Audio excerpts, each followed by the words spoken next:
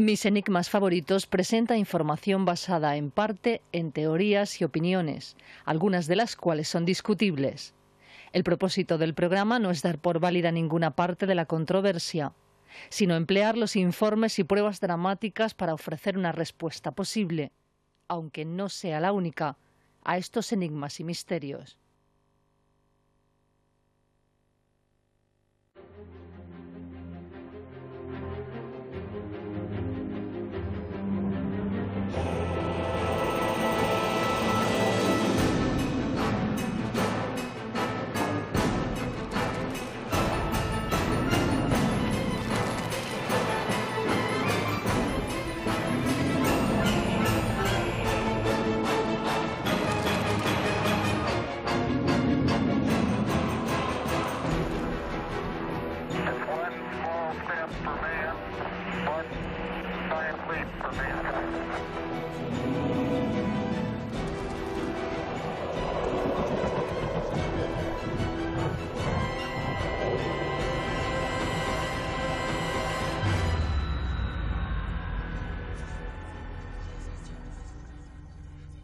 Buenas noches y bienvenidos a una nueva edición y hoy especial de Mis Enigmas Favoritos. Estamos en directo desde Mijas, sur de España, para todo el mundo a través de Mijas 340 Televisión, www.mijascomunicacion.org y Radio Mijas. Saludamos a todos los amigos que ya están conectados a nuestra red social Facebook y que están siguiendo el programa desde diferentes partes del mundo.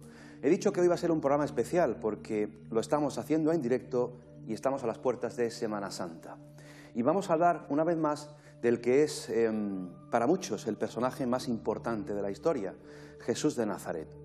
Hay muchas preguntas sobre Jesús, sobre su vida, sobre todo su entorno, pero ¿cuántas respuestas tenemos realmente a todas esas preguntas? Yo diría que muy pocas. Esta noche en Mis Enigmas Favoritos abordamos Ciudadano Jesús. Está con nosotros el autor de este libro.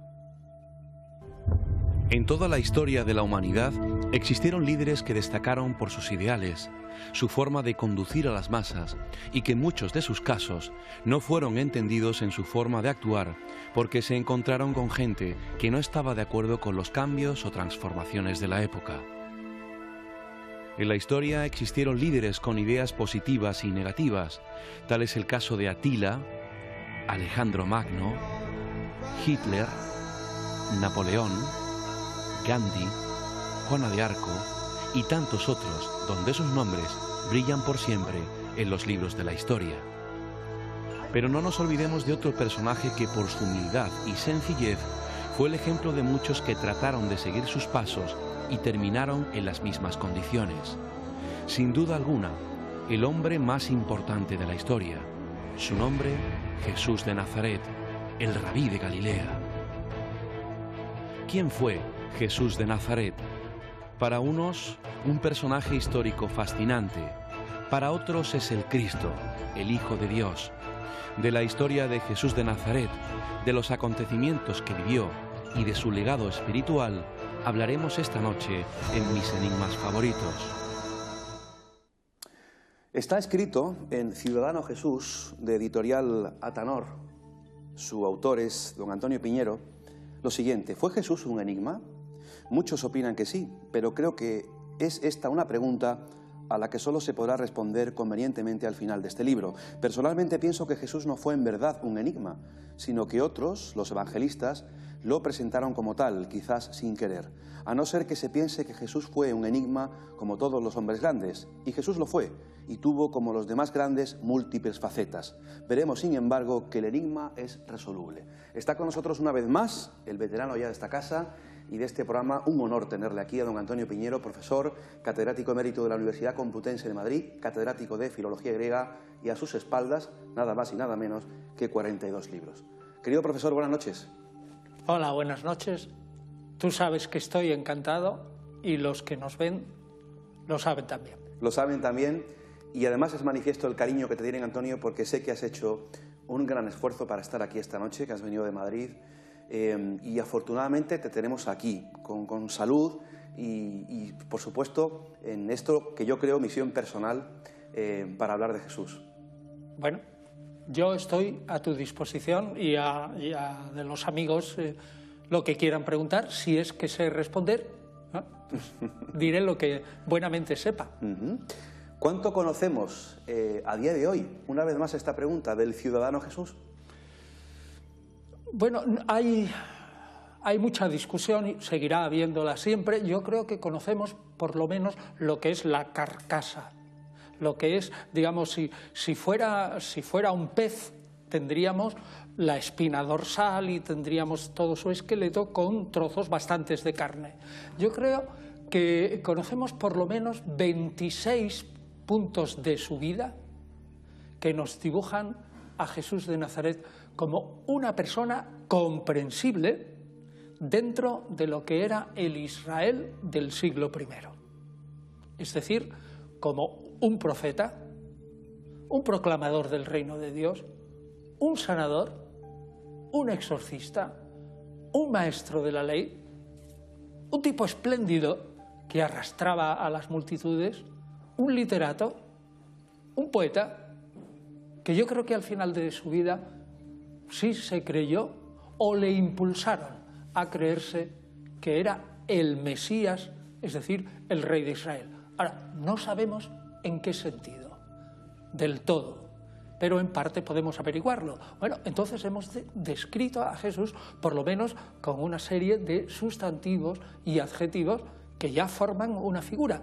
Y repito, esa figura es entendible dentro de la historia de Israel del siglo I. Querido profesor, hay todavía investigadores que afirman que no hay documentación histórica ni rigor histórico y que ni siquiera existió el personaje como Jesús el histórico. ¿Es esto verdad o estas personas están desinformadas? Es verdad que existen y desde luego cada año puede salir un libro o dos, pero yo te diría que entre todos los investigadores independientes, yo creo que más del 90 o el 99% de los investigadores, y creo que eso es una masa súper crítica, no crítica solo, y hay que tener en cuenta que la opinión de los, digamos, especialistas forma un consenso, y eso es la verdad histórica. Yo creo que el 99%, y no exagero, está convencido totalmente de la existencia histórica de Jesús. Pero ojo, una cosa es la existencia del personaje y otra es cómo se ha transmitido. Eso es distinto. ¿Qué nos ha llegado de Jesús hasta nuestros días, Antonio? ¿Lo dices externamente o internamente? ¿De sus fieles o de fuera? De fuera. Pues de fuera prácticamente nada. Yo creo que sí lo suficiente. Estoy convencido que los 2 párrafos que están en el libro 18 de las antigüedades de los judíos de Flavio Josefo, el primero sobre todo, que se llama Testimonio Flaviano, Testimonio de Flavio Josefo, aunque haya sido retocado por escribas cristianos, contiene un testimonio auténtico de Jesús aproximadamente 60-65 años después de su muerte. ¿Y por qué digo auténtico? Porque cuando quitas de ese testimonio, que está en 18 antigüedades, 18 número 64 en adelante, si tú quitas las interpolaciones de los escribas cristianos, resulta un texto más bien negativo para Jesús. Ajá. Y segundo, que es muy importante, que eso no lo suele tener en cuenta casi nadie, ese personaje descrito por Flavio Josefo está en una lista de pretendientes mesiánicos que, según Flavio Josefo, hicieron mucho daño al pueblo judío, en el sentido que lo llevaron por un camino equivocado e hicieron que un pueblo tan pequeñito, dice Flavio Josefo, bueno, pues como una hormiguita se enfrentó a un elefante que era el imperio. Y dice, ¿por qué? Porque muchos personajes lo llevaron por un camino equivocado. Y ahí pone Flavio Josefo a Jesús. ¿Es pensable que unos escribas cristianos van a colocar a Jesús dentro de una ristra de 10 o 11 personajes que son malvados desde el punto de vista del pueblo? Yo creo que no. Y por último, ¿sabes lo que dice el texto después? Cuando ese testimonio de Jesús engancha con el siguiente, dice, Y otro mal terrible le ocurrió a nuestro pueblo. Otro mal terrible le ocurrió a nuestro pueblo. Es decir, que para Flavio Josefo, Jesús fue un mal terrible. Eso no lo puede haber escrito un escriba cristiano. ¿Y qué dejó escrito Tácito? Bueno, ahí hay una discusión. Yo creo que Tácito está también interpolado. Ajá. Lo que dice Tácito, en mi opinión, es que Nerón persiguió a los cristianos por incendiarios.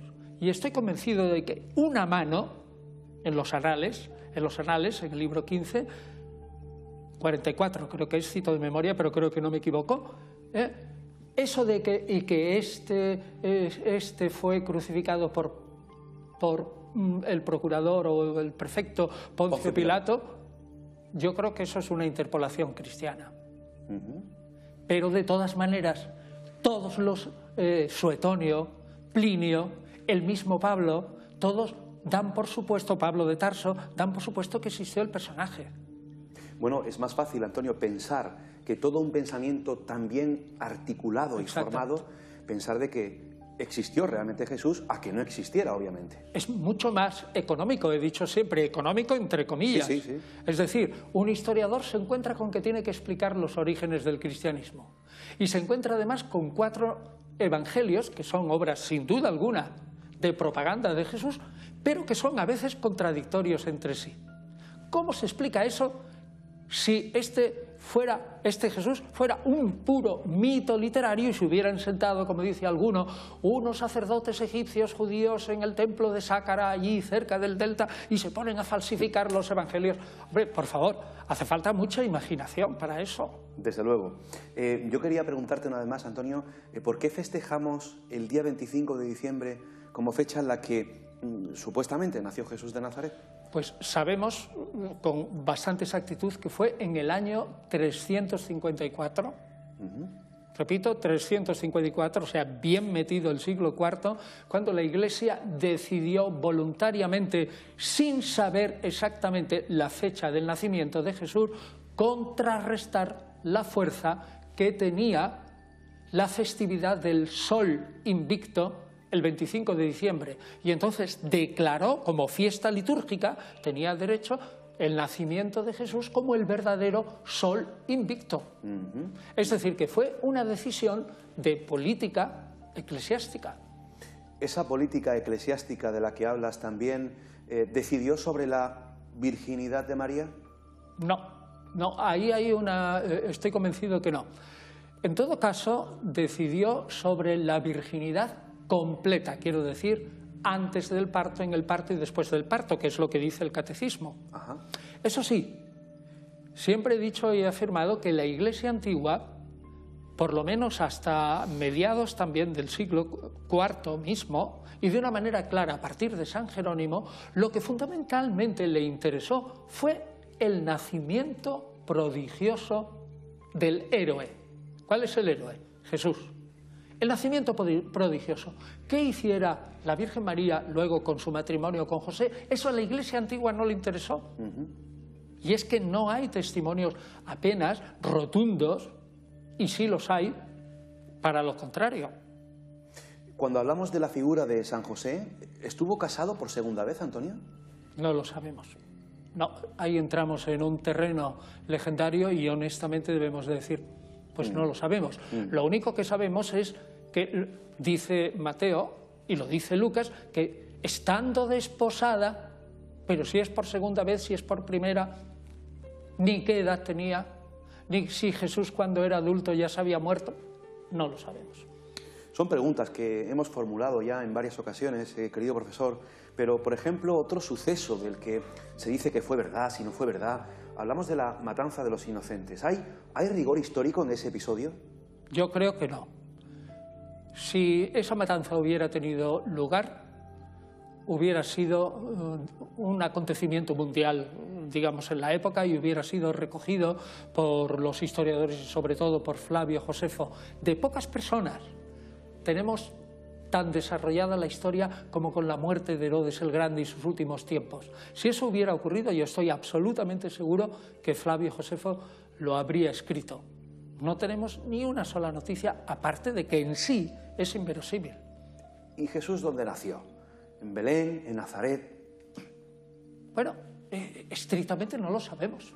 Claro. Tenemos dos evangelistas que dicen claramente que nace en Belén, que es Mateo y Lucas, y dos que no dicen nada, que no tienen la historia de la infancia, pero que dan a entender que Jesús siempre era de Nazaret, y es como se llamaba, Jesús de Nazaret, y es más, desde luego en el Evangelio de Marcos se dice que su patria es Nazaret, ¿no? O sea que posiblemente nacimiento en Nazaret y luego, digamos, historia teológica de nacimiento en Belén para que el Mesías, Jesús, naciera en la ciudad de Belén, ciudad de David.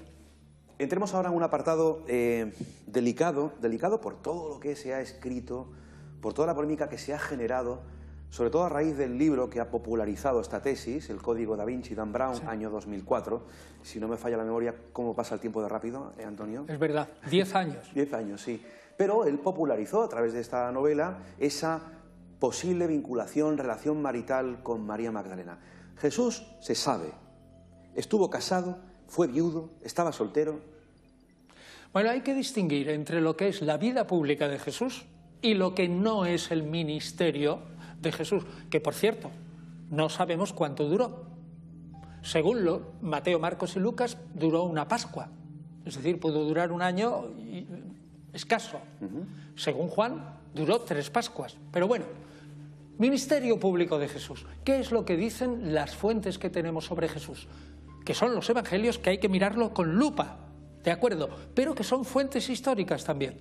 Bueno, pues no dicen nada, absolutamente nada. Entonces, yo te digo, respecto a la vida pública de Jesús, yo como historiador no puedo decir. ¿Y qué pasó antes?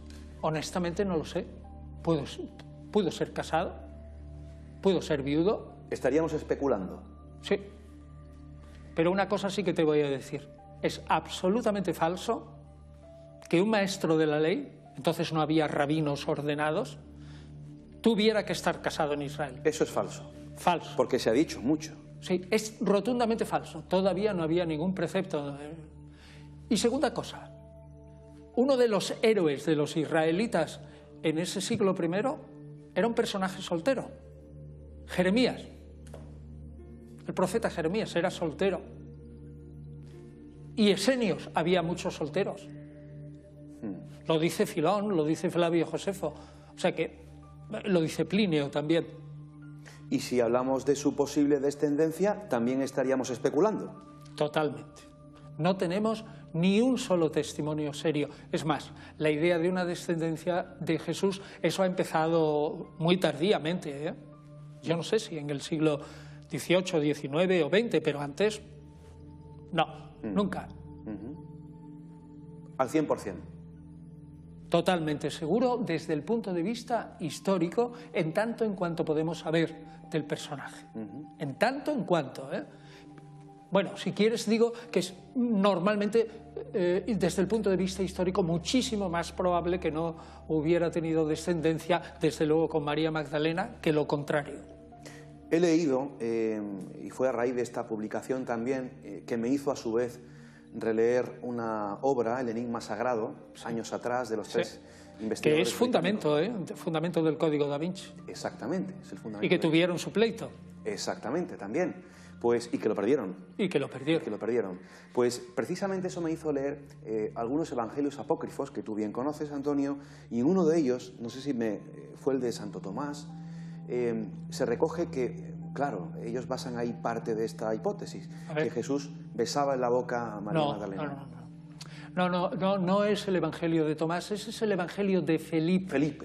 Es el evangelio de Felipe y es una obra muy complicada que datamos aproximadamente, no lo sabemos, del 250, que pertenece a esa rama del cristianismo que es gnóstica, es decir, aquellos que se creían los mejores de los mejores de los mejores y eran los únicos que se iban a salvar, y que probablemente es posible que no sea un evangelio, sino a lo mejor es una codificación de varias homilías bautismales expandidas en las que se tratan de temas tanto bautismales como del misterioso sacramento que tenían los gnósticos, que era la cámara nupcial.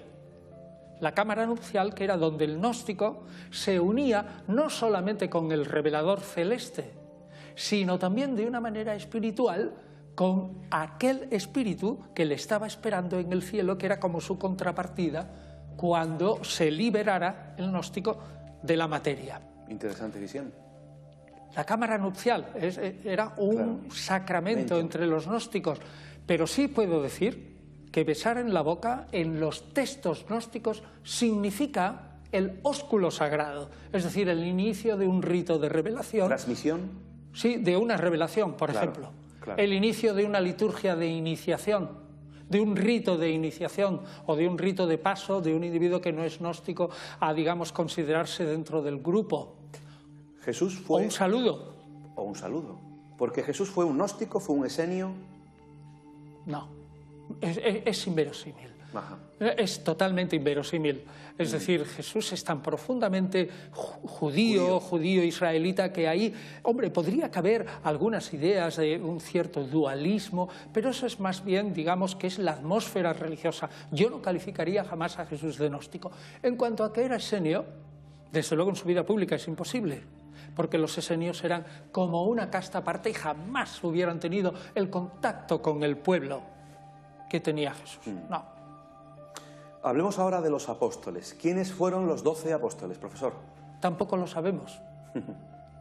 O sea, si tú miras las listas de los apóstoles en los evangelios, no coinciden exactamente entre sí. Es decir, hay disparidad en los nombres. Por ejemplo, el caso de un evangelista, Mateo, ¿no?, que realmente aparece como Leví, hijo de Alfeo. ¿En qué quedamos? ¿Es Leví, hijo de Alfeo? ¿Es Mateo? Leví, hijo de Alfeo, aparece al principio del Evangelio de Marcos y luego desaparece como una persona tan importante, desaparece de un modo absolutamente radical.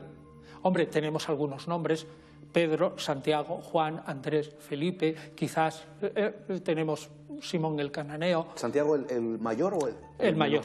El mayor. Santiago el menor también, pero no Santiago el hermano de Jesús. Ojo, hay 5 Santiagos en el Nuevo Testamento. Santiago el mayor y el menor son hijos del Zebedeo, ¿no? Sí, son hijos del Zebedeo. Bueno, entonces, ¿qué importa si sabemos o no sabemos el nombre exacto? Lo que sabemos es qué pretendía Jesús. ¿Y qué pretendía Jesús? No instaurar exactamente una iglesia tal como la tenemos hoy, sino hacer un símbolo del Israel restaurado. ¿Me explico? Sí. Israel había perdido desde hacía 800 años en la invasión de los asirios contra el reino de Israel. Asiria contra Samaria había perdido 9 tribus y media. Pero todo Israel piadoso sabía que antes de que viniera el mundo futuro, el juicio final o la restauración de Israel, en la que Israel sería el que mandara en todo el mundo, Dios restauraría misericordiosamente las 9 tribus y media perdidas, es decir, no fueron aniquiladas nunca, y las traería en las alas de las águilas. Curioso, ¿no? Sí. Los evangelistas, hablamos de los evangelios, Antonio, ¿cuánto de rigor histórico hay en los evangelios? Porque sabemos que están escritos desde la fe y para la fe. Y para la fe. Por tanto, ¿hay rigor histórico en ellos? Yo creo que hay muchos datos históricos, es decir, no se puede responder simplemente si tienen rigor o no, hay que ver lo que pretenden.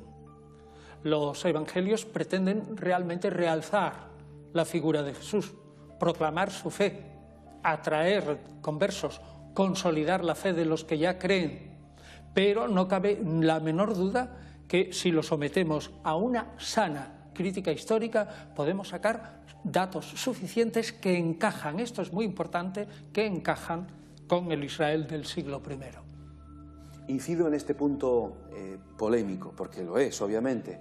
Jesús no fundó ninguna iglesia. Tal como la entendemos hoy, no. Fundó un grupo que era el símbolo del Israel futuro.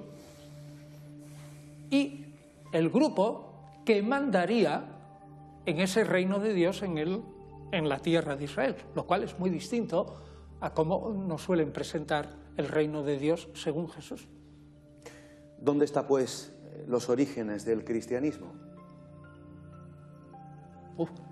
Menuda pregunta. Es que el problema es que el cristianismo tiene muchos orígenes. Yo he defendido siempre que el cristianismo es un fenómeno dinámico. Entonces no puede tener un solo fundador. Y he defendido también que para que una persona sea fundador tiene que quererlo. Y nosotros estamos convencidos, quiero decir, nosotros los historiadores más o menos de buena fe, estamos convencidos de que ni Jesús ni Pablo tuvieron ningún deseo de fundar ninguna religión nueva. Entonces hay que buscar por otra parte. Yo estoy convencido de que Jesús y Pablo ponen los fundamentos de un sistema que luego se desarrollará sobre todo por los discípulos de Pablo y con siglos, por lo menos 2, dará lo que es el cristianismo. Luego respondo a tu pregunta. ¿Quiénes fundaron el cristianismo? Muchos. Ahora la segunda parte, vamos a hablar más profundamente y profusamente del querido Pablito de Tarso. Hoy estamos con el catedrático de la Complutense de Madrid, Antonio Piñero, ya nos ha acompañado en varias ocasiones y estamos presentando su libro Ciudadano Jesús, de la editorial Atanor. Las respuestas a todas las preguntas. Bien, esos lo añadieron ellos. No hay respuestas. Porque no hay respuestas a todas, ¿no?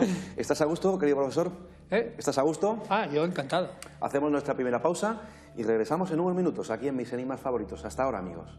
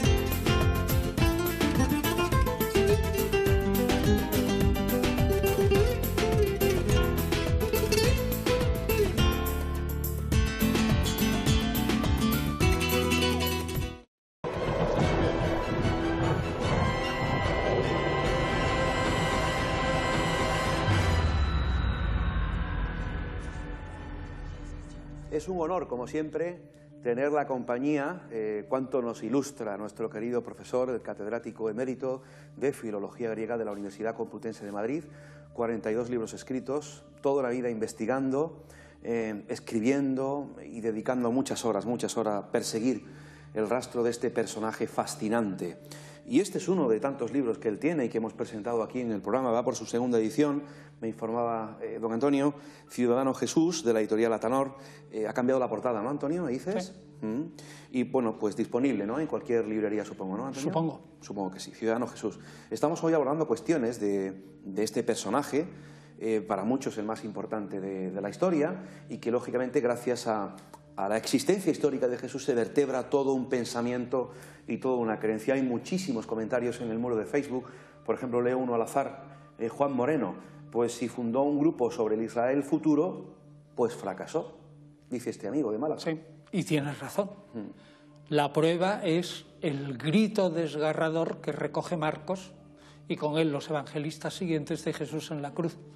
Dios mío, ¿por qué me has abandonado? Es decir, desgraciadamente, para la historia, Jesús de Nazaret es un maestro de la ley y un proclamador del reino de Dios que fracasó. Para la fe es otra cosa. Una vez más, aprovechando esta cercanía y esta confianza que ambos tenemos, sé que tienes ya una edad, con muchas experiencias a la espalda y que ya no hay pose que valga. No. Todo es sincero y todo es directo. Sí. Tu pensamiento más íntimo, el que hay dentro de ti, incluso que puede estar unido a tus sentimientos sobre este personaje, Jesús de Nazaret. Para ti, ¿quién fue este hombre? Bueno, es un personaje fascinante que merece la pena dedicar toda la vida a él. Nada más. Pero yo no lo veo desde un punto de vista religioso. Yo no soy un tipo con una religiosidad desbordante, ni mucho menos. En ese aspecto tengo una naturaleza fría y escéptica y demasiado racionalista, ¿no? Pero este personaje te ha tocado el corazón, Antonio. ¿Qué es tocar el corazón? Es que no lo sé. No lo sé, a lo mejor ¿Te emocionas cuando le investigas, cuando le persigues? Te diría que me interesa sobremanera y que estaría eternamente investigándolo. Y que no me canso de leer sobre él. Y que si fuera una isla desierta llevaría solamente, y me dejaran solo llevar sobre un personaje, solo llevaría sobre él o llevaría la Biblia sola. Pero yo no creo que tenga un sentimiento religioso. Aunque ya sabes que soy muy respetuoso, precisamente eso a lo mejor me sirve para adoptar una cierta frialdad ante el personaje y que la gente me crea cuando digo una cosa que es muy positiva, es que es verdad, es que es positiva, que hay un consenso entre los investigadores y que hay cosas muy positivas en el personaje. No todo. Es decir, ese personaje no puede ser un ídolo al completo para hoy, ni un modelo para nuestra vida. ¿Por qué? Pues porque es un personaje de hace 2000 años, pero tiene cosas espléndidas. Yo creo que has respondido sobradamente a la pregunta, Antonio. ¿Quién fue Pablo de Tarso? Fue el ideólogo del cristianismo, como lo entendemos, como tal. Fue la base y el sustento de lo que sería el grupo paulino de seguidores de Jesús. Yo he sostenido en un libro, Cristianismos derrotados, que si tú tuvieras, o yo, o algo así, la máquina del tiempo, y bajáramos en el siglo II, veríamos que había pues grupos o matices de cristianismo, 10 o 12, pero que había 3 grandes grupos: judeocristianos, seguidores muy directos de Jesús, muy judíos, que creían en un Mesías puramente judíos; los paulinistas, que iban detrás de Pablo de Tarso; y los gnósticos, digamos como 3 grupos. Sí. Había muchos más, pero 3 grupos destacaban. Lo cierto es que, aunque no nos lo expliquemos con toda claridad, en el Concilio de Nicea solo queda el grupo paulino. Hablamos del 325, ¿no? 325, haces bien en decirlo. Sí. En el 325, en época del emperador Constantino, solo tenemos un grupo vivo. Los demás viven, pero son residuales.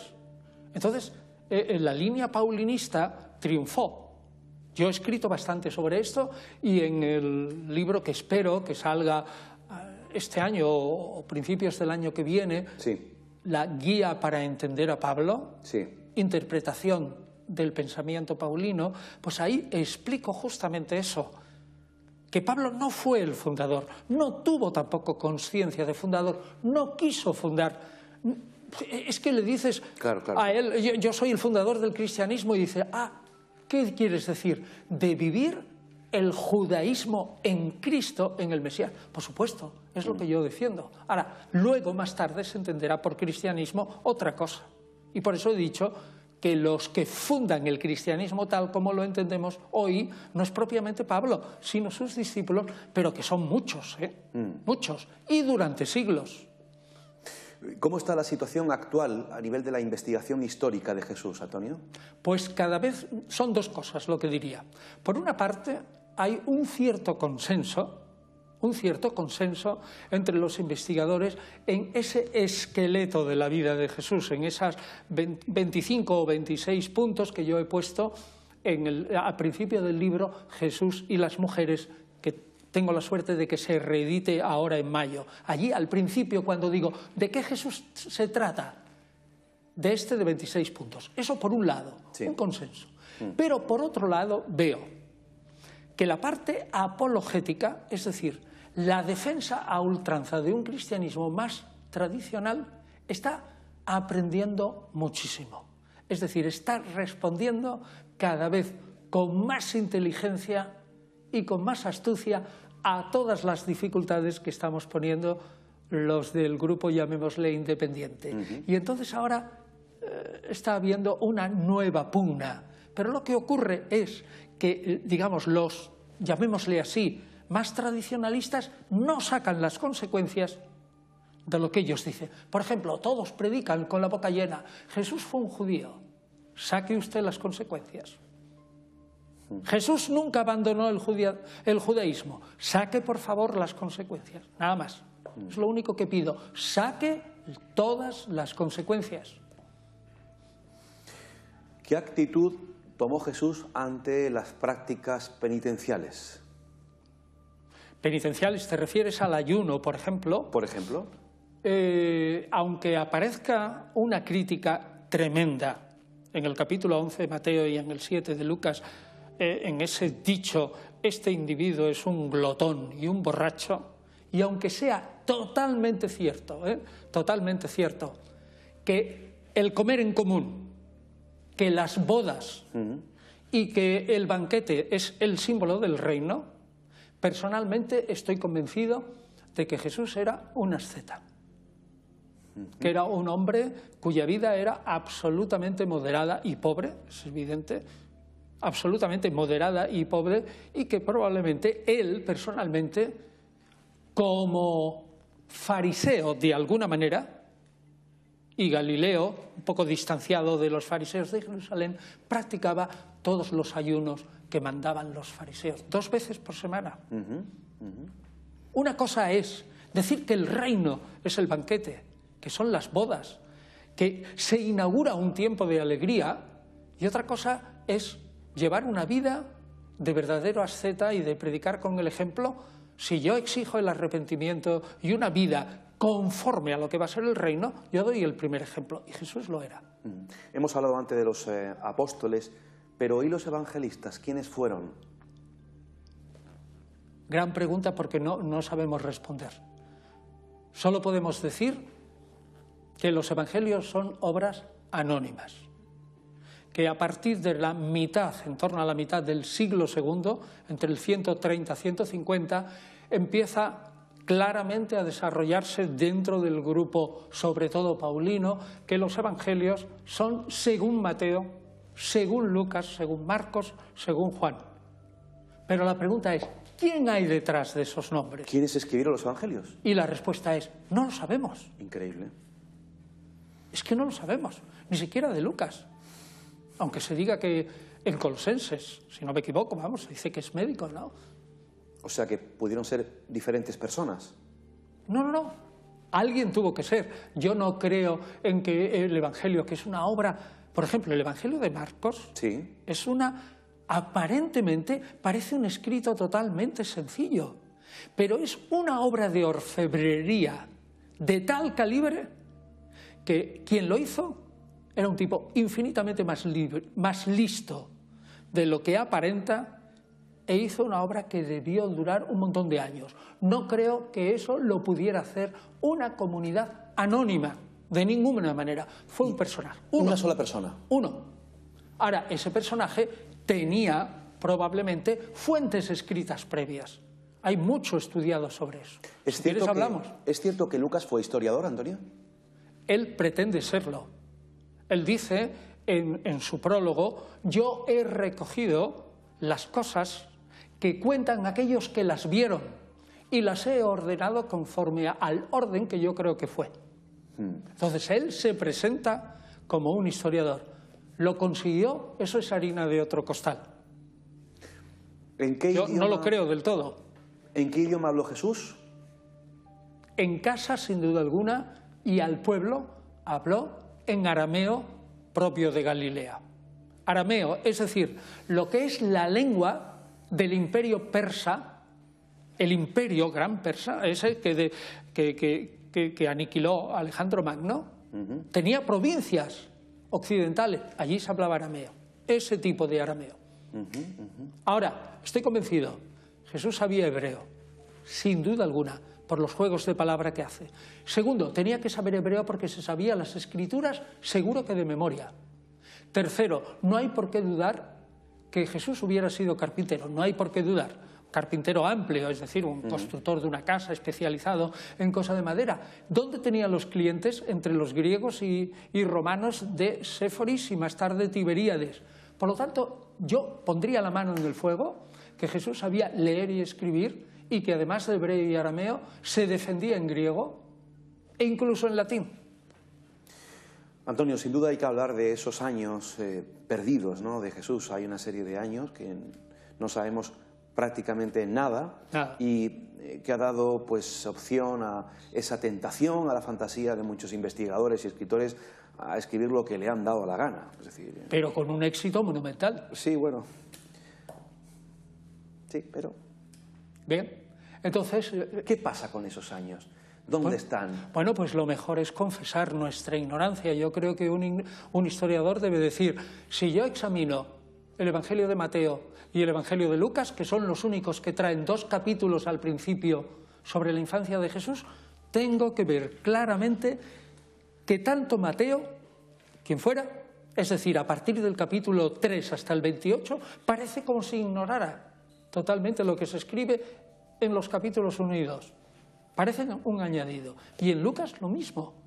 Parecen un añadido. Es decir, la Virgen María no sabe nada de la anunciación a Gabriel, no sabe absolutamente nada de su propia virginidad, no entiende a Jesús. En Marcos aparece en el capítulo 30, 3, 20, 30, como un personaje loco que está fuera de sí. Vamos, es que eso no casa con alguien que sea la Virgen María, etc. Es decir, no encaja. Pero sabemos que Jesús niño estuvo en Egipto. Lo dice Mateo. Pero de pequeñito. Claro, de pequeñito. Muy pequeño. Sí. Nada como dice luego el Talmud, que ya traía tatuados un montón de cosas secretas que allí, como han inventado otros, que allí aprendió un montón de cosas secretas y todo eso. Claro, es muy sugerente, ¿no? Decir que Jesús estuvo en la India o... Eso es del siglo XIX en adelante y esos son cuentos indios, no chinos. ¿Dónde crees tú, bajo tu percepción de la investigación, que estuvo Jesús? ¿Estuvo iniciándose, conociendo, viajando o estuvo en Nazaret con su familia? No necesitó iniciarse. No tenemos noticias estrictas de que el partido fariseo estuviera bien establecido en Galilea en el siglo I. Pero no podemos negar que en Galilea hubo probablemente figuras fariseas y que Jesús pudo ser del ambiente fariseo. Vamos a ver, Mozart, por ejemplo, necesitó a alguien que le enseñara el solfeo, lo aprendió solo. Entonces un genio religioso como Jesús necesita que alguien le enseñe las Escrituras cuando probablemente, ávidamente, si es que había escuela en Nazaret o en donde fuera, donde aprendieran, no lo sé, porque Nazaret era minúsculo, como para casi no aparecer en ninguna parte, pero existió sin duda alguna.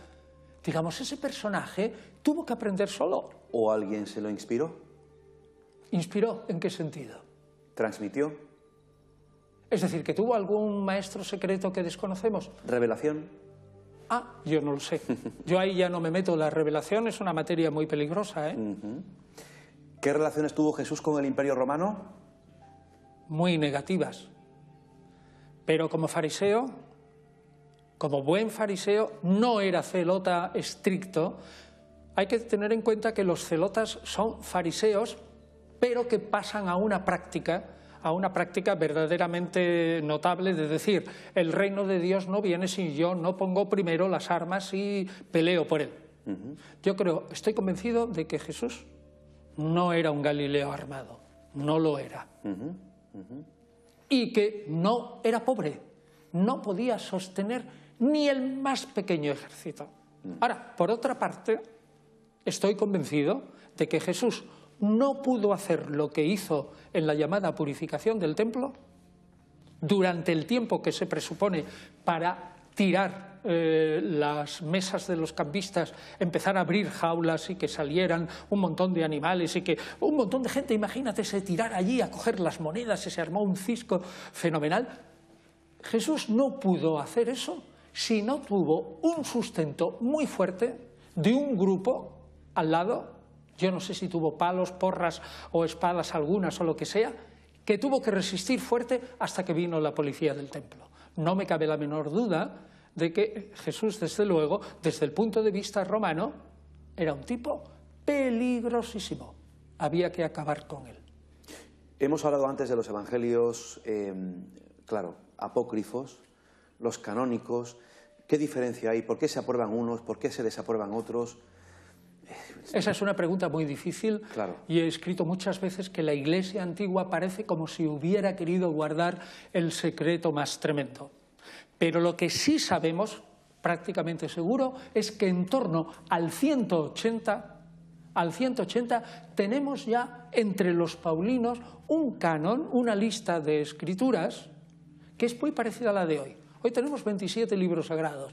Los libros sagrados de Ireneo eran prácticamente 23, pero, pues, por ejemplo, le podía faltar segunda y tercera Juan, segunda Pedro, pero si esos eran cosas minúsculas. Y ahora, ¿por qué? Todas esas historias de que si en el concilio de Nicea pusieron una manta, pusieron todos los evangelios, tiraron de la manta, esos son otra vez cuentos infantiles. ¿Por qué? No lo sabemos. Probablemente, primero, porque hubo un consenso entre todas las importantes iglesias que se reunieron probablemente en Roma y dijeron, vamos a ver, ¿qué leéis en las iglesias vosotros en vuestros sábados por la tarde o domingo, en vuestros oficios litúrgicos? ¿Qué leéis? E hicieron una lista. ¿Consenso? Un consenso. Claro, interesado y dirigido. Un consenso, pero un consenso paulinista. Claro. Es decir, el núcleo es paulino, pero no solo paulino.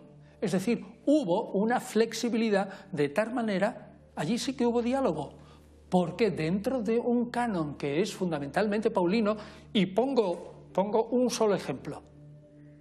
¿Cuántas cartas hay de Pablo? O sea, sean o no verdaderas. Hay 14. ¿Cuántas cartas hay de los otros apóstoles en el Nuevo Testamento? Hay 7. Y algunas así de pequeñitas, como tercero Juan. Es decir, Pablo tiene un peso enorme. Es evidente que el Nuevo Testamento es paulino, pero fueron flexibles. Se introdujo el Evangelio de Mateo, que parte es paulino y parte no. Se introdujo el Apocalipsis, que parte es paulino, por ejemplo, es el Cordero de Dios, cita a Pablo prácticamente, y se introdujo la epístola de Santiago y de Judas, que son muy judías. Es decir, fueron flexibles, pero fundamentalmente paulinos. ¿Qué son los evangelios apócrifos y qué son los evangelios gnósticos, Antonio? Los evangelios apócrifos son aquellos que a lo largo de los siglos no han sido aceptados por la Iglesia. ¿Y cuándo? Pues a partir aproximadamente en Occidente de un concilio nipona a finales del siglo IV.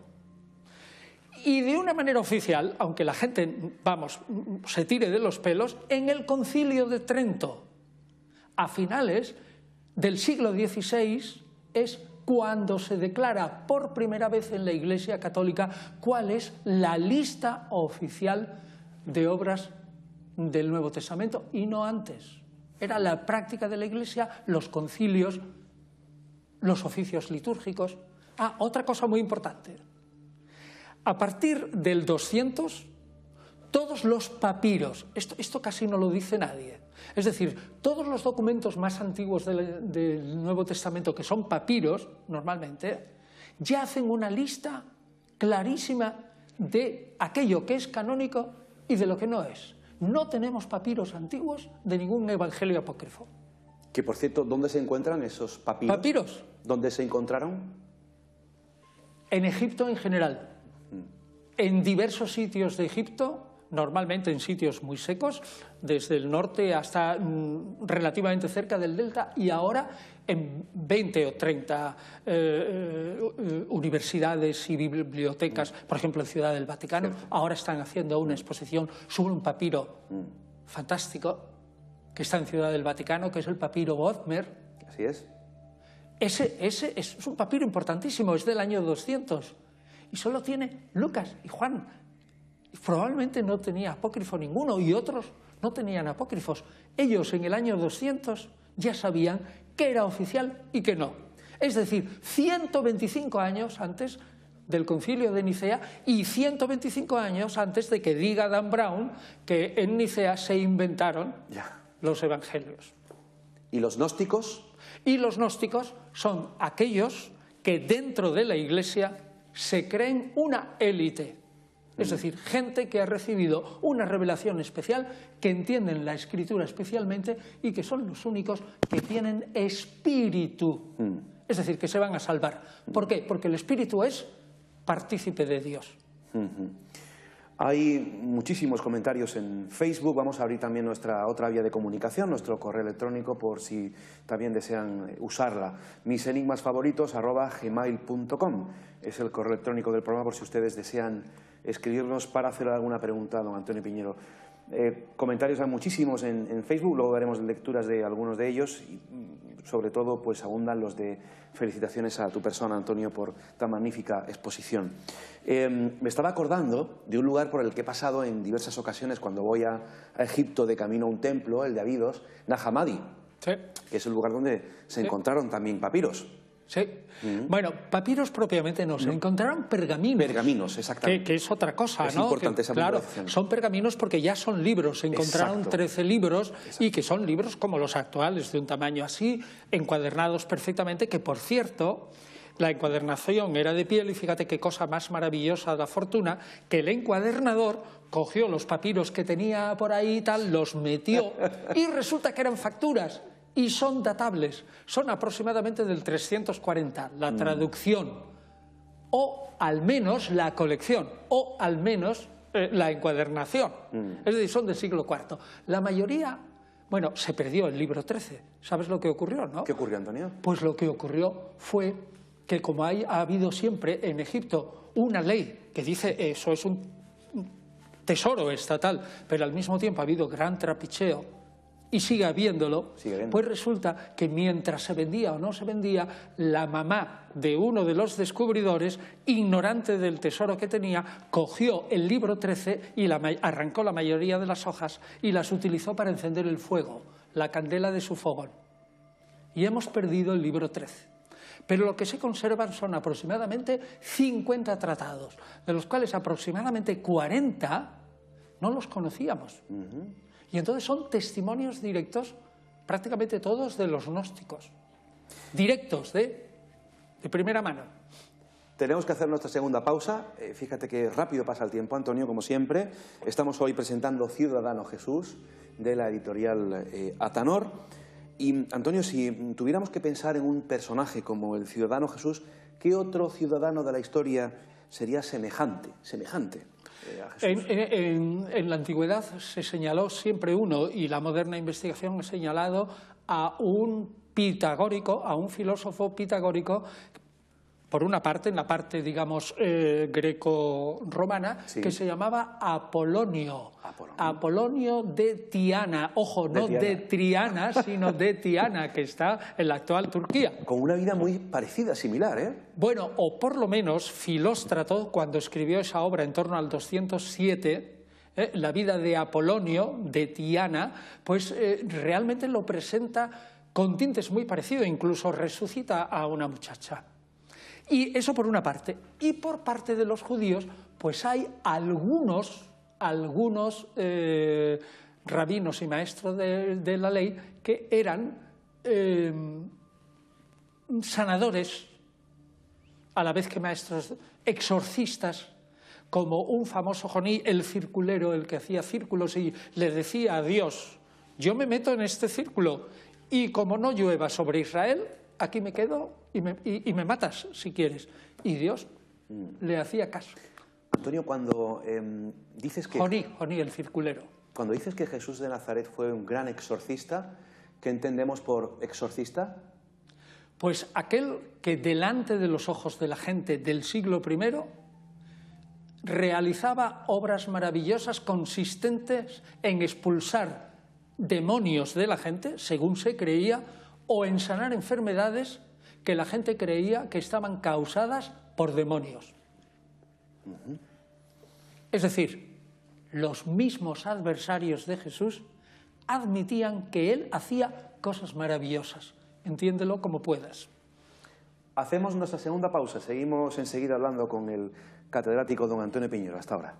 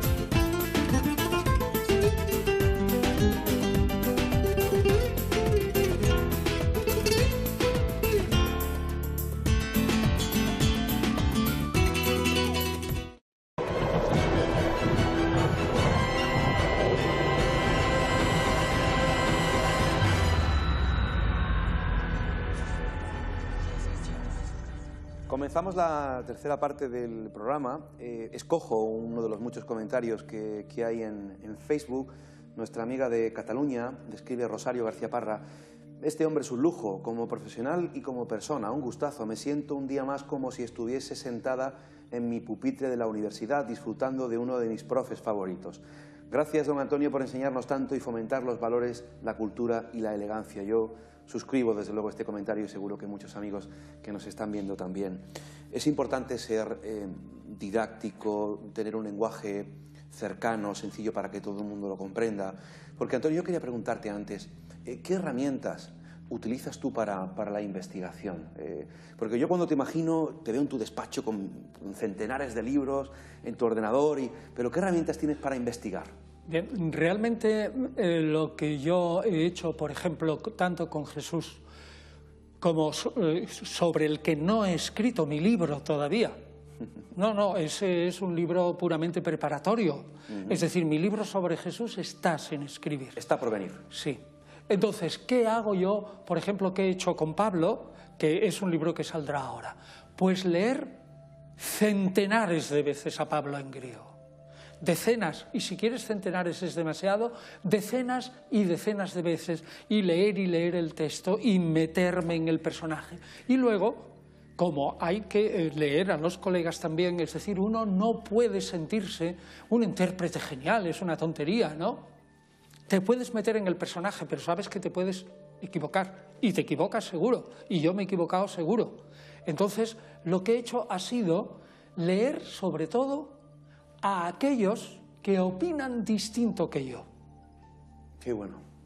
Es decir, todos los que ponen argumentos, cuando yo he llegado a un punto de vista, aquellos que son mi competencia. Porque si yo reflexiono sobre lo que han dicho los demás, yo caeré en la cuenta de mis fallos propios y arreglaré en lo que pueda aquello que es un fallo. Y eso es lo que he hecho con Pablo. Y en cuanto a Jesús, pues leer y leer y leer los evangelios y sobre todo leer comentarios muy seleccionados. ¿Qué es un comentario a un evangelio? Pues es un libro que, por ejemplo, para que se haga una idea, del Evangelio de Marcos, que es pequeñísimo, que tiene 16 capítulos y no muy grandes, pues es un libro aproximadamente de, pongamos, 1.200, 1.300, 1.400 páginas, normalmente en una lengua extranjera, alemán, inglés, ahora hay muchísimo en inglés, y todo se traduce al inglés, y pensar muy detenidamente cómo han comentado el Evangelio. Porque los comentaristas hacen un estudio profundísimo del libro que están comentando, lo comparan con un montón de textos, por ejemplo, en el caso de Jesús. Como a mí me ha tocado hacer el Evangelio de Marcos para la futura Biblia de San Millán o Nuevo Testamento de San Millán, por el que vamos a empezar, pues yo estoy leyendo comentarios selectos del Evangelio de Marcos. Y te puedes pasar con un comentario de 1.400 páginas, pues a lo mejor te pasas 5 meses. ¿Y qué es lo que tiene un comentario? Pues que relaciona el Evangelio de Marcos, el que yo estoy estudiando ahora, pues con todos los textos judíos anteriores y posteriores. Es decir, con toda la Biblia del Antiguo Testamento, con todos los manuscritos del Mar Muerto, con todas las obras apócrifas del Antiguo Testamento, con toda la Mishnah, es decir, los comentarios judíos a la Biblia, con todo el Talmud, es decir, los comentarios a los comentarios judíos de la Biblia, comentarios a comentarios, que es así de grande, ¿eh? Entonces te da una perspectiva tremenda del Evangelio porque lo iluminan por aquí, por allí, por acá. Lo comentan a la luz de los paralelos grecorromanos, de la literatura grecorromana. Es decir, se ve al Evangelio como un prisma que puede reflejar las luces de distintas culturas. Te puedes pasar 6 meses con un libro de esos. Esa es la manera que tienes. Y entonces tienes 2 atriles, es lo que yo hago. Una, el Nuevo Testamento en griego, que por cierto ha salido la edición 27ª. Es decir, de un instituto protestante en donde hay 100 personas que se dedican exclusivamente a editar el Nuevo Testamento en griego, y que la mayoría son protestantes. Don Antonio. Entonces, perdona, termino. Un atril, el Nuevo Testamento en griego, y otro atril, el comentario. Ya está. Te voy a hacer una nueva pregunta personal. Los investigadores, y esto me ha pasado a mí en alguna ocasión, ¿no?, y a muchos compañeros, cuando están investigando una historia y se meten en ella en profundidad, a veces en los sueños vienen dadas, a veces, algunas respuestas a inquietudes, a problemas. Dejemos al margen si es inconsciente o si es algo, ¿no?, que nos pone esa respuesta en los sueños. Con tantos datos que has manejado, ¿te ha ocurrido alguna vez, Antonio, que en algún sueño te haya venido una solución, una respuesta? Sí. Sí, y en concreto con Pablo. Ajá. Es decir, yo me he levantado, yo no digo nada más que a lo mejor he estado toda la noche dando, bueno, toda la noche durante meses y durante años. En este caso concreto, claro. 3 años y medio quizás. Ha habido otras cosas en mi vida que he hecho, ¿no? Pero fundamentalmente centrado en Pablo, y levantarte por la mañana y decir, ¿cómo no había visto esto? Esto es, lo que yo he hecho con Pablo ha sido hacer una plantilla. Es decir, una hipótesis de interpretación. Es una plantilla grande, no es una sola idea.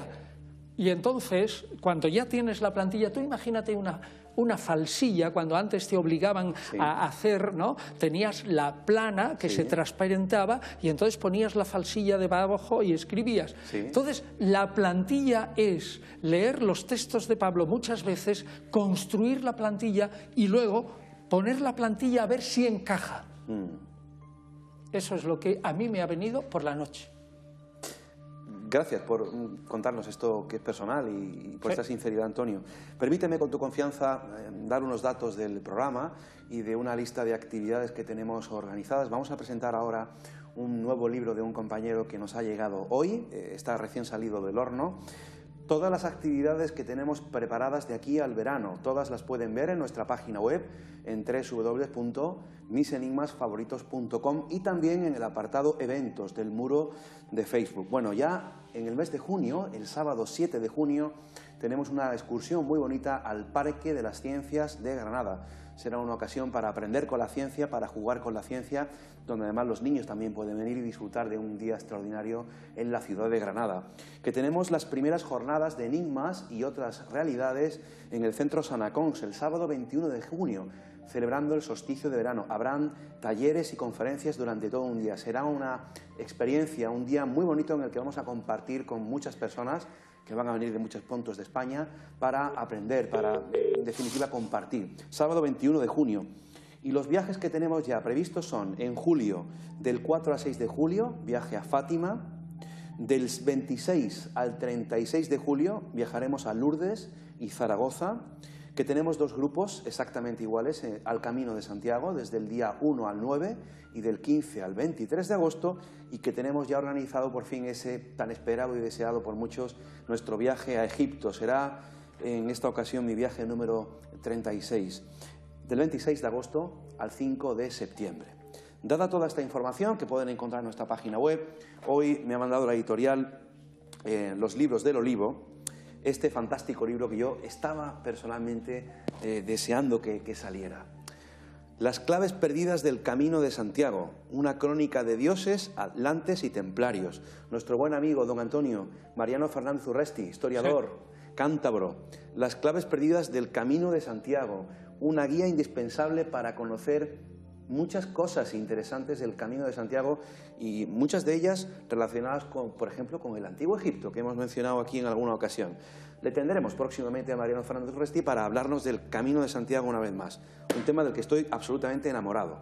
Don Antonio, hemos salido a la calle y se ha hecho una encuesta. Nuestro compañero Brian y nuestra compañera, la periodista Diana Calvo, pues eso, han ido a la calle para hacer estas preguntas. Adelante, Diana.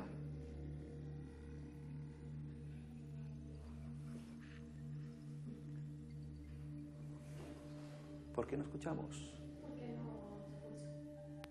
¿Pero se está escuchando la emisión?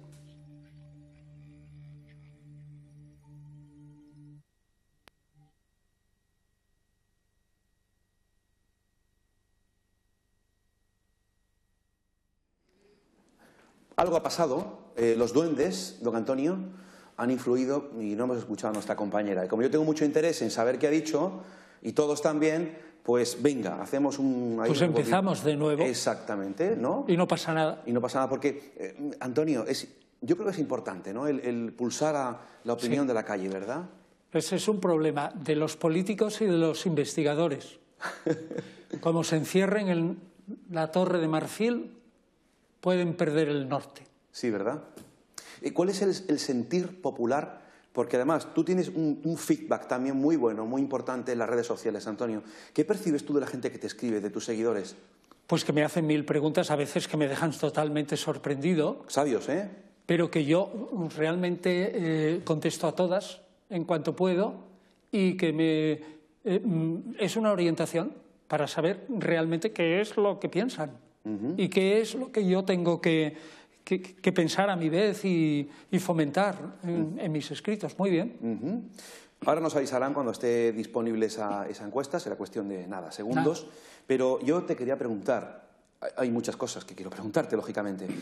Primero por el mensaje de Jesús, pero antes sobre el personaje de María Magdalena. ¿Quién fue realmente María Magdalena, Antonio?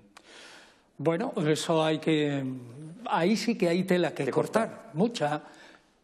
Yo he dicho muchas veces, y lo proclamo de nuevo, que hay que dividir al personaje de María Magdalena antes de la cruz y después de la cruz.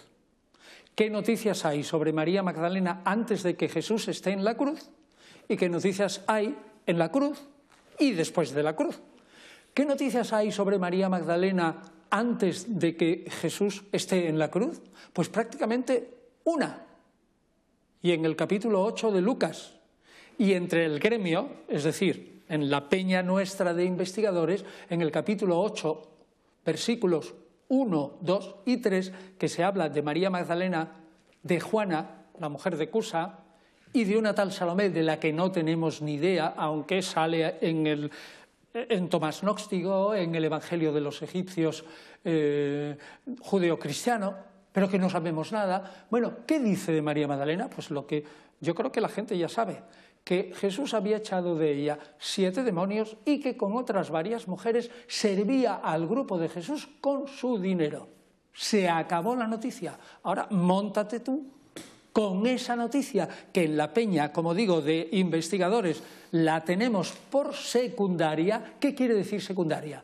Que no es original, que Lucas la ha tomado probablemente de Marcos 15:40. O sea que esa lista de personajes está tomada de la cruz, lo cual le añade valor negativo. Es decir, que todavía sabemos menos. ¿Qué podemos saber de María Magdalena si solo tenemos un texto en todos los evangelios antes de la cruz? ¿Me puedes decir tú? Claro. Respóndeme tú.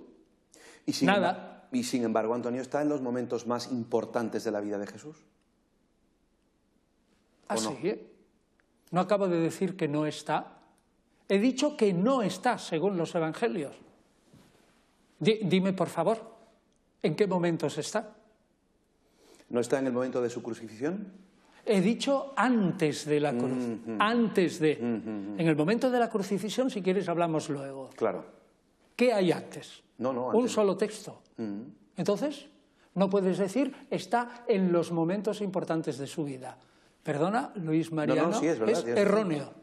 Estaba pensando en la crucifixión, claro, estaba pensando en la aparición, en la primera aparición. Estaba pensando en el momento en el que va a anunciar a los discípulos. Claro, pero eso es en la crucifixión, que ya es un texto absolutamente dudoso, y no me digas la aparición de Jesús a María Magdalena en el Evangelio de Juan es tremendamente problemática, y rompe con otras tradiciones del cristianismo primitivo.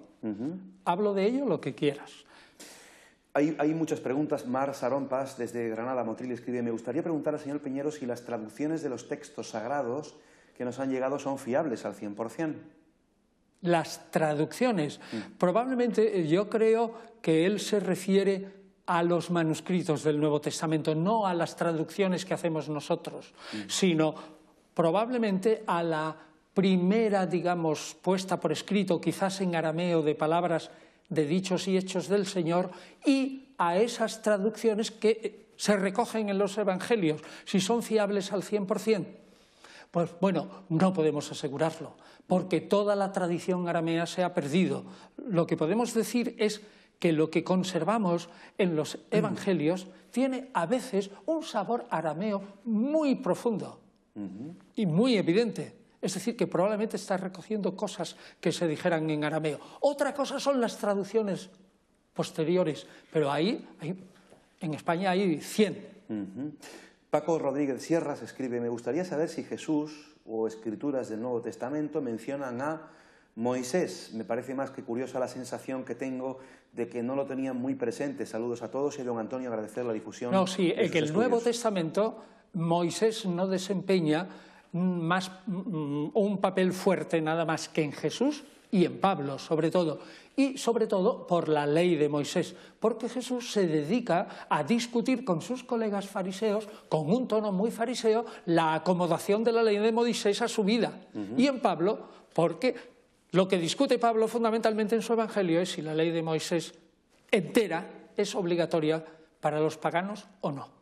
Tenemos una llamada, don Antonio. Juan Moreno escribe: ¿no estaba cuando Jesús lavó los pies a los apóstoles? Se refiere a María Magdalena.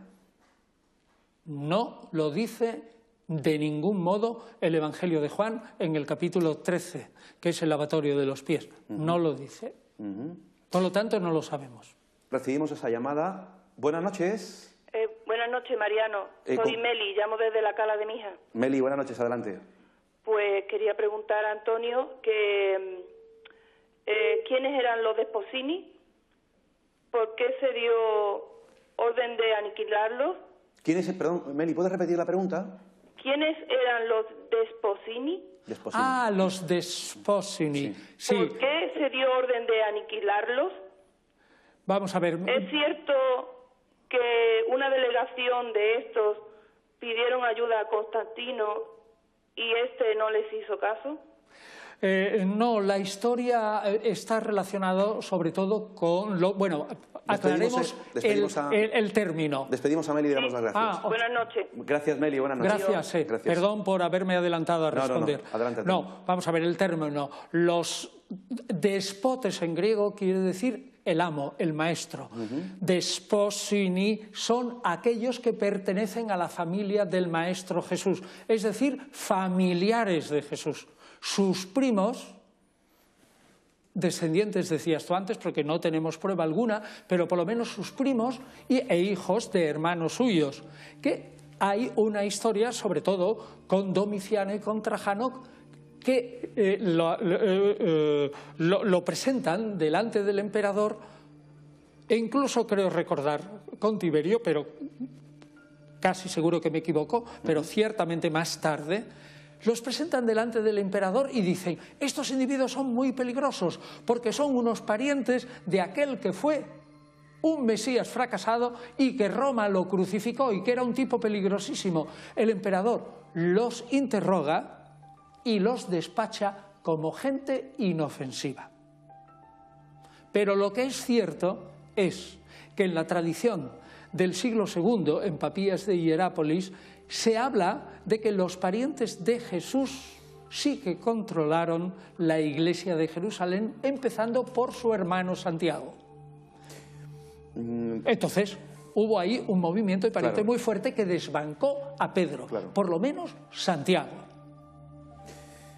Antonio, tenemos varios correos electrónicos. Por ejemplo, Ángela Restrepo nos escribe: hace un tiempo leí una noticia que decía que habían encontrado una parte de la Biblia que decía que Jesús no había sido crucificado. ¿Se sabe algo de este tema? No, eso yo creo que se refiere a una Biblia del 1500 aproximadamente, pero que es una traducción de los Evangelios muy influenciada por el Corán, en donde aparece ciertamente una figura de Jesús que se llama técnicamente doceta, es decir, que su cuerpo era aparente.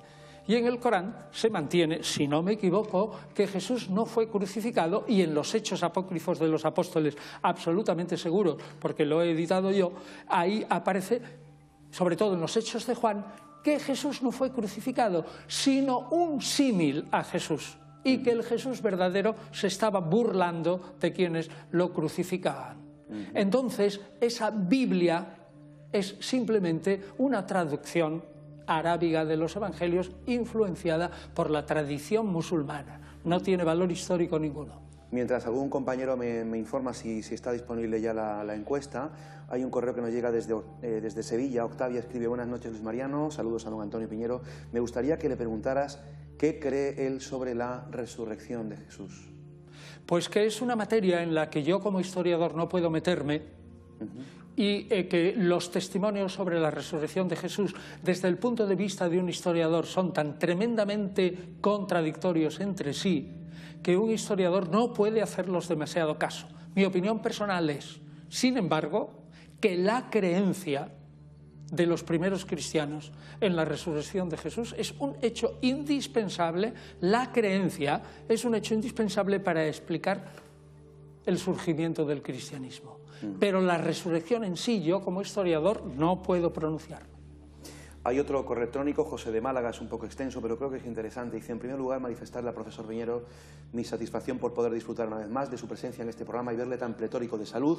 Enhorabuena. Mi pregunta se refiere al deseo de conocer su respetable opinión respecto, en principio, a un Antiguo Testamento con un Dios colérico, vengativo y amenazador en múltiples ocasiones con su protegido pueblo judío, y que la publicación de las descubiertas 25.000 tablillas procedentes de la extraña civilización sumeria, en la que, según expertos en esa lengua, nos narran la creación del hombre por unos extraterrestres venidos a la Tierra para su explotación minera, lo que aparentemente explicaría esos amenazantes cambios de humor de un indignado Dios creador según la Biblia, y en el supuesto de consolidarse esta otra historia. ¿Qué papel sería el de Jesús de Nazaret y cuál sería su encaje y engarce con esta posible nueva versión sumeria del origen del Antiguo Testamento? Saludos cordiales. Bien, bueno, pues eso de la versión sumeria de noticias del diluvio, de las noticias de la creación, es totalmente cierto. Es decir, ahí se mezclan partes que son totalmente ciertos. Por ejemplo, yo creo que la semana que viene, si tengo ocasión, voy a publicar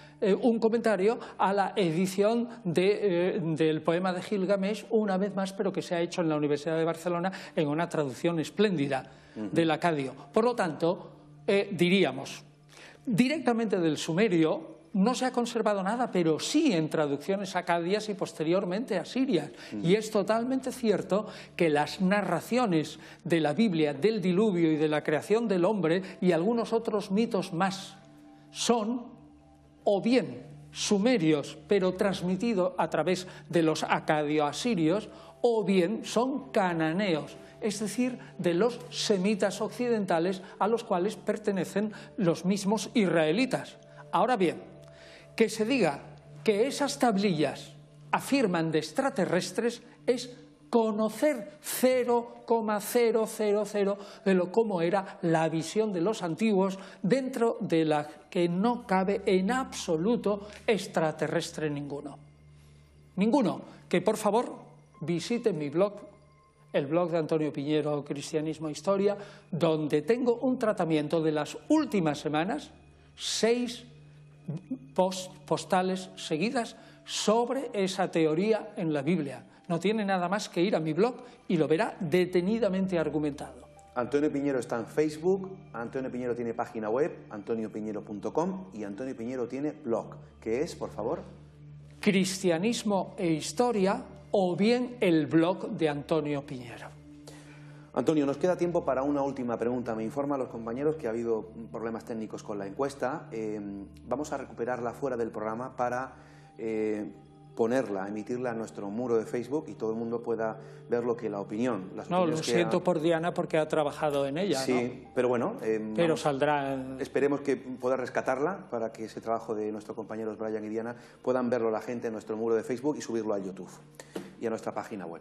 Don Antonio, una última pregunta para concluir este programa. Se quedan como siempre muchas, pero bueno, vas a seguir viniendo, ¿verdad? Digo yo. Claro que sí. Sí, me invitas. Claro que sí. La pregunta es sobre el mensaje de Jesús. Estamos a las puertas de Semana Santa, hay muchas connotaciones obviamente religiosas, pero ¿cuál crees tú que fue el importante, el verdadero mensaje de Jesús? El mensaje de Jesús nuclear es la proclamación del reino de Dios y su preparación en el hombre, que es el arrepentimiento.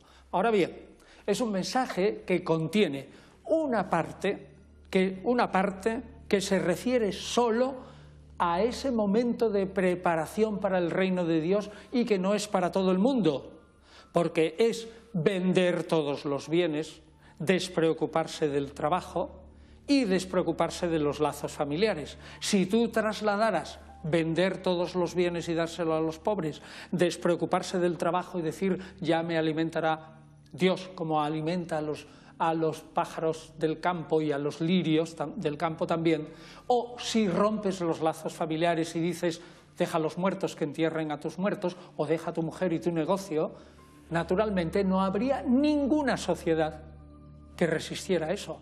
Se hundiría la sociedad en 10 minutos. Ahora bien, ese es un mensaje transitorio de arrepentimiento para ese momento, pero Jesús tiene un mensaje universal, una ética universal que es una ética fundada esencialmente en el amor al prójimo. Es la ley del amor y Pablo lo recoge clarísimamente, y cuando le dice a sus conversos que vivan su vida en el Mesías, es decir, en Cristo, que sean cristianos, les dice Pablo, les dice lo único que tenéis que cumplir es la ley del Mesías o ley del amor y nada más.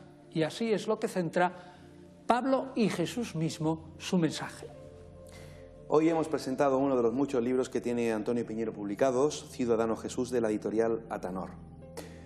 Don Antonio Piñero, querido profesor, ha sido un auténtico placer, una vez más, este bonito encuentro. Gracias por ilustrarnos, enseñarnos con historia, con datos y con rigor. Bueno, yo soy el que agradece porque me dais la oportunidad de dirigirme a un montón de gente a los que considero mis amigos. Gracias y hasta la próxima. Hasta la próxima, si Dios quiere. Si Dios quiere.